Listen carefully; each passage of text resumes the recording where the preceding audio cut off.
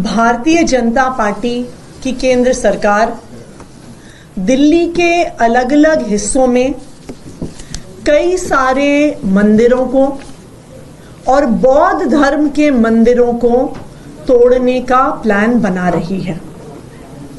दिल्ली में एक religious committee होती है जो मंदिरों की अगर कहीं पे शिफ्टिंग होनी है, अगर किसी भी धार्मिक स्थल का डेमोलिशन होना है, ये सारे डिसीजंस रिलीजियस कमेटी लेती है।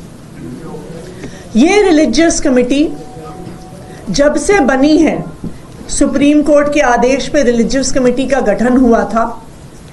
ये रिलीजियस कमेटी दिल्ली सरकार के होम मिनिस्टर के अधीन आती थी और पिछले साल तक जो भी रिलीजियस कमेटी के फैसले होते थे उसको पहले होम मिनिस्टर के सामने रखा जाता था और अगर दिल्ली सरकार के होम मिनिस्टर उसको अप्रूव करें तभी किसी प्रकार का एक्शन, किसी प्रकार की तोड़ फोड़, किसी प्रकार की शिफ्टिंग किसी भी धार्मिक स्थल या मंदिर की होती थी। लेकिन पिछले साल दिल्ली के एलजी साहब ने यह आदेश दिया कि किसी भी धार्मिक स्थल का डेमोलिशन लॉ एंड ऑर्डर का मुद्दा है और लॉ एंड ऑर्डर का मुद्दा होने के नाते केंद्र सरकार के अधीन आता है और एलजी साहब के अधीन आता है।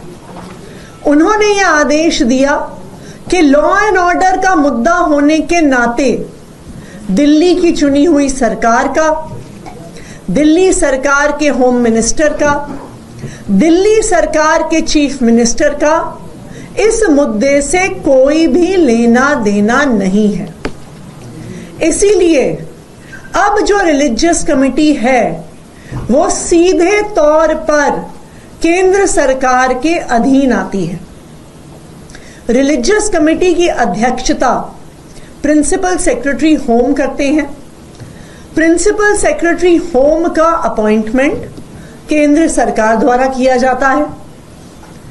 फिर ये रिलीजियस कमेटी जो भी उनकी रिकमेंडेशन है सीधा एलजी साहब को भेजती है।